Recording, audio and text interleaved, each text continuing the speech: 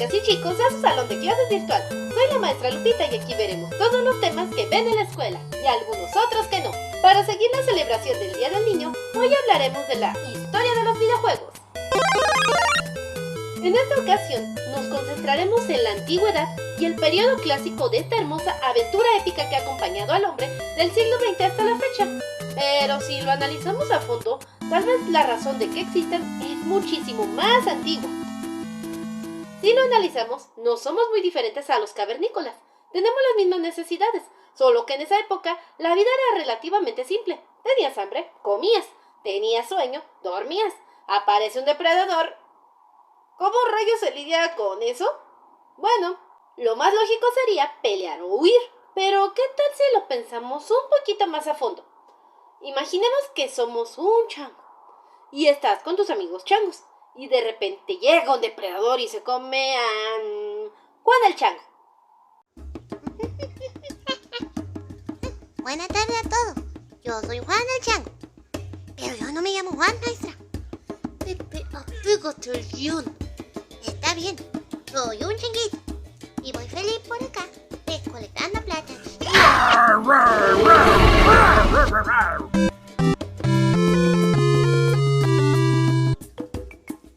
Oh no, rayos, se comieron a Juan el chango. Presionen F para mostrar respeto. Poncho el guión. Oh, pues ¿qué? Estamos hablando de videojuegos. Bueno, ¿cómo preparamos a los pequeños changuitos que están en la cueva para que no se los coman también? Yo digo que se sometan a un régimen de entrenamiento de corretizas diarias para que sobrevivan al depredador y si pierden los golpeamos. ¿Y si solo los perseguimos cuando los atrapen y les damos un castigo? No sé, ¿podríamos llamarlo de repente las atrapadas? Entonces, jugar nos prepara para la vida, nos enseña cosas importantes para la convivencia social, como seguir normas, trabajo en equipo y habilidades determinadas para diferentes tareas. El ser humano nunca dejó de jugar y la tecnología nos trajo nuevas formas de hacerlo. Nuestra historia empieza irónicamente cuando termina uno de los eventos más desafortunados de la humanidad, al término de la Segunda Guerra Mundial. El test de Alan Turing en 1950 fue un experimento donde había que distinguir si una frase fue dicha por una persona o por una computadora. Esto hizo una gran contribución para empezar el desarrollo de la inteligencia artificial que aún hoy continúa. Dije las palabras prohibidas, vamos a espantar al profe de ciencias. ¡Que no le tengo miedo a las inteligencias artificiales! Si bien el experimento de Turing solo fue hipotético por falta de un ordenador con suficiente potencia, dejó planteadas las bases de lo que se convertiría en el videojuego. Más tarde, los científicos que participaron en el proyecto Manhattan empezaron a trabajar en distintas cosas. En 1958, este señor que no voy a pronunciar, William Higginbotham, no lo voy a pronunciar. En 1958, este señor que voy a dejar aquí y su foto, que no voy a pronunciar, modifica un osciloscopio de laboratorio donde trabajaba para que pudiera reproducir luces en una computadora analógica y así nacía el primer videojuego de la historia, Tennis for Two, cuyo fin no era comercial, solo buscaba entretener con él a quienes lo visitaban, que quedaban impresionados por poder jugar con las llamativas lucecitas verdes producidas por este aparato. Muchas cosas pasaron en la década de los 60. En esos años, las computadoras eran inmensas en su tamaño, casi nadie tenía acceso a ellas y ni siquiera se sabía lo que era un videojuego. Ah, los hermosos años 60, una época donde quienes estaban inmersos en la tecnología eran vistos como gordos raros que no se bañaban, por los hippies, o sea, flacos raros que no se bañaban. Una hermosa época para estar vivo. En esa época no se sabía del potencial que tenían los videojuegos. Sin embargo, uno de esos gordos que no se bañaban se llama Ralph Baer, que fue soldado en la Segunda Guerra, decidió modificar televisiones para que hicieran cosas alocadas. Nadie le prestó atención hasta que en 1966 desarrolló el prototipo de la Magnavox Odyssey, la que sería la primera consola de sobremesa que estremeció a las familias eran dos barritas que subían y bajaban y un cuadrito que rebotaba entre ellas.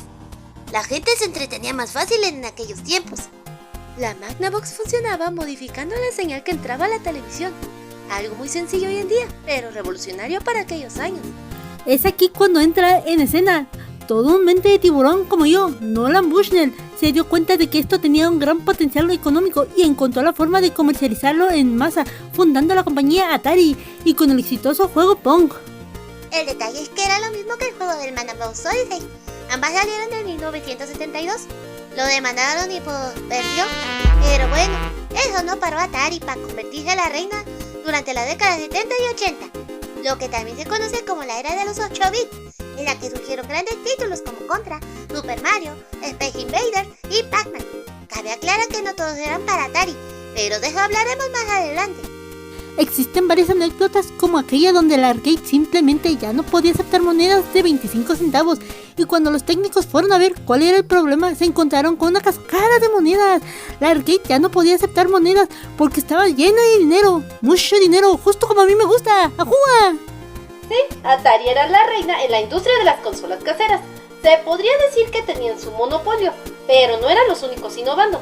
Particularmente en Japón, varias compañías se alistaban para saltar al mercado. La más conocida, Nintendo.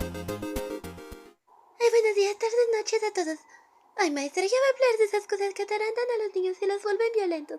Las cosas esas de los Nintendos. A ver si a usted le hacen caso de que no jueguen a esas cosas infernales. Señora, ya hemos hablado de esto desde que empezamos. Ya explicamos por qué es bueno que los niños jueguen videojuegos. Si no lo entendió, regrésese al principio del video. Además, ¿quién usa Nintendo en estos días? He visto más gente comprando camotes en un carrito que consolas de Nintendo en estos días. Bueno, váyase a su casita, córrale. Hacia 1983, los videojuegos tuvieron una época de crisis debido a la sobreproducción y la poca dedicación al perfeccionamiento de los nuevos títulos que iban saliendo. Situación que terminó con un extraterrestre enterrado en Nuevo México. Y no nos referimos a Roswell, sino a los cartuchos de E.T. el videojuego, que nadie quiso comprar. Se producían tantos videojuegos y tan rápido que no era posible para la gente comprarlos con regularidad, ni tampoco eran verdaderamente interesantes. La avaricia de la industria fue la causante del crash. No, ese crash no. Las compañías tenían que cumplir con contratos y tiempos que eran muy cortos para poder desarrollar un juego en forma Cyberpunk 2099 Halo Infinite juegos de Ubisoft, el que sea. Disculpen mis alergias. ¿En qué estábamos? Los ejecutivos lagarto dieron como resultado juegos incompletos y juegos injugables, y los consumidores lo notaron. Muchos dicen que aquí fue cuando la época de oro de los videojuegos se acabó, y esta crisis pudo haber sido el fin de los videojuegos como tal. Sin embargo, llegaba la compañía que salvó a la industria con algo tan simple como un sello de calidad y una filosofía que se debería volver a tomar en cuenta.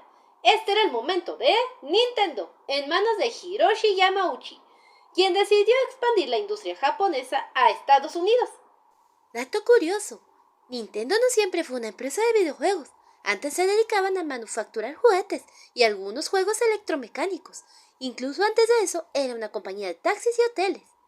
Y en ese momento les pido que se pongan de pie para mencionar a los únicos e inigualables Shigeru Miyamoto y Satoru Iwata, que en paz descanse. Ellos entendieron algo. Un juego apresurado siempre será un mal juego, pero un juego retrasado eventualmente será un gran juego. Palabras más, palabras menos. ¿Y quiénes son ellos?, te preguntarás. ¿Y quiénes son ellos?, me pregunto yo. Y yo te responderé que son los creadores de tu infancia, y mi infancia, y la de tu padre, y la de tu madre, la de tu abuelo, la de tus tíos, la de todas. ¡Woo! Por causas de fuerza mayor, la maestra Lupita tuvo que volver a su planeta. Bueno, pa' pronto. Eran dos japos que hicieron el universo de juegos de Mario. Estuvieron presentes durante el importante salto de los 8 a los 16 bits, que permitían juegos mucho más complejos y con mejor audio. Para este punto, Sega ya tenía una importante participación en el mercado, siendo también reconocida por sus títulos licenciados, como juegos basados en los Simpsons, los Looney Tunes y muchas franquicias más. Perdonen chicos, ya me comí unas Snickers. Los juegos se dividieron en varias ramas. Los gabinetes para jugar las arcades, casi todas las de Atari, las consolas caseras de Sega, Atari y Nintendo.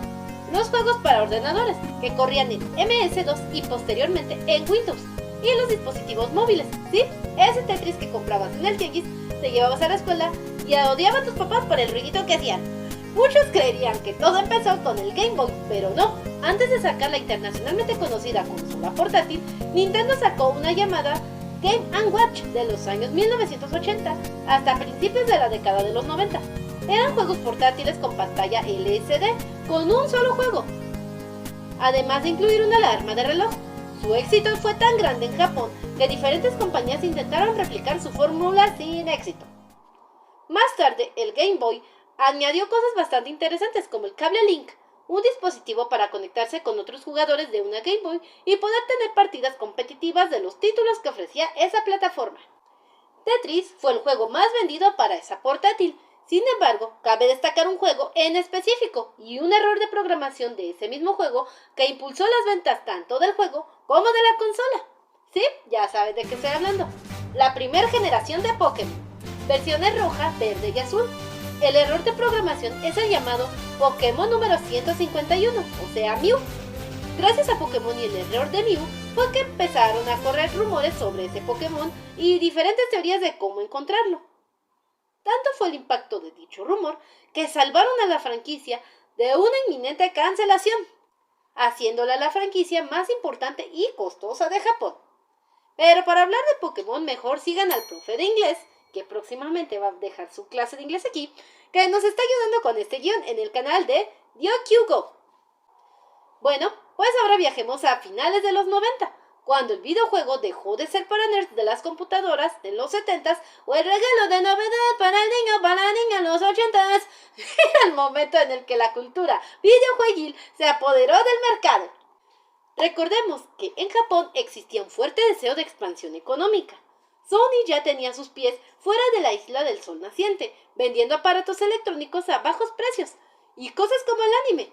Se daban a conocer la cultura japonesa en todo el mundo. En ese contexto, Sony decidió entrar por la puerta grande a las nuevas tecnologías como el CD. Estamos hablando de la era de los polígonos, así es, tu infancia y la mía. Y estamos hablando de la mejor consola de todos los tiempos según muchos involucrados en el tema, y que al igual que nuestras infancias, su historia fue marcada por el divorcio de sus padres. ¿Por qué? ¿Por qué me hacen esto siempre? Estoy hablando de la PlayStation 1, pero esa larga historia será contada más adelante y con lujo de detalle en el próximo video del El Cibersalón de la Maestra Lupita. Antes de despedirme, quisiera recomendarles dos canales de videojuegos que me encantan mucho, y son Deja el Drama Gameplays y más, y GG Games Channel Games. Espero haberlo pronunciado bien. Cada uno tiene su forma de jugar, obviamente hecho con su familia. Pues bueno, ahora sí, sigan a mis amigos de estos canales gamers. Y ahora sí, si les gustó este video, no olviden darle like, compartir y suscribirse y activar la campanita. Y no olviden seguirnos también en nuestras demás redes sociales, Facebook, Instagram, TikTok, Twitch y Twitter. Prometo usar un día de estos Twitch, lo prometo. Y pues ahora sí, cierto, si quieren apoyar nuestro proyecto, no cortes los anuncios, o con un minuto que veas están muy bien. O también donar aquí en el botoncito de acá abajo que dice gracias. Nos vemos la próxima semana. Se acaba la misión.